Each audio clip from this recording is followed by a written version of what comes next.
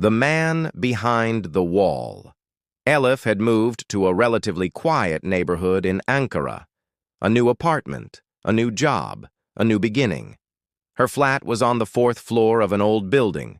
The walls were thick, the window faced north, and the silence was comforting, or so she thought. The first night, everything seemed fine. She was exhausted and quickly fell asleep. But at 3 a.m., she woke up to a strange sound coming from the wall beside her bed.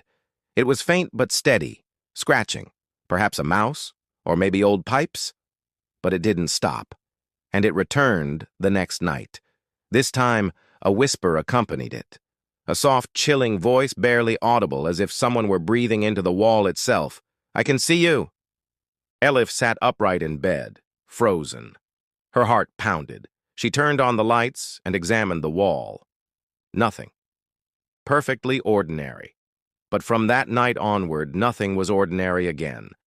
She began asking questions.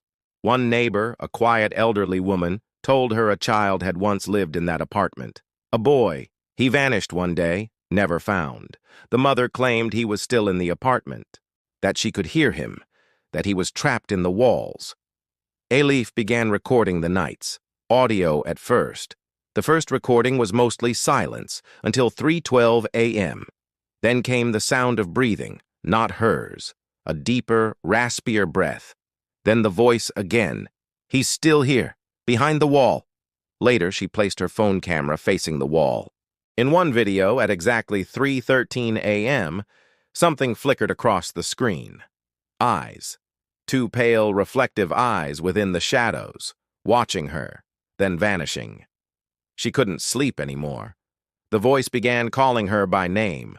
The scratching turned to knocking. She sat in a chair across from the wall every night.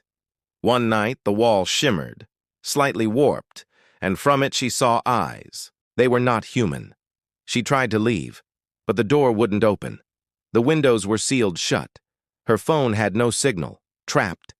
In desperation, she grabbed a hammer from the kitchen and began smashing the wall. Each strike was met with a whisper. "Stop. He's waking up." But she didn't stop. The plaster cracked. And then, hollow space. Inside was darkness. And a figure. Not standing. Crouched, motionless, white skin, thin limbs, its face slowly lifted. No eyes, no mouth. But she heard it clearly. "Now it's your turn. You stay here." Elif screamed and backed away. The wall began to close, cracks sealed. The room went silent. Days later, a new tenant moved in, a young man. The landlord handed him the key and said, "The last girl went a bit crazy, tore up the wall, left in a rush." That night, as the man lay in bed, he heard a faint sound, a whisper from within the wall. "I can see you. Walls don't always keep things out. Sometimes they keep things in."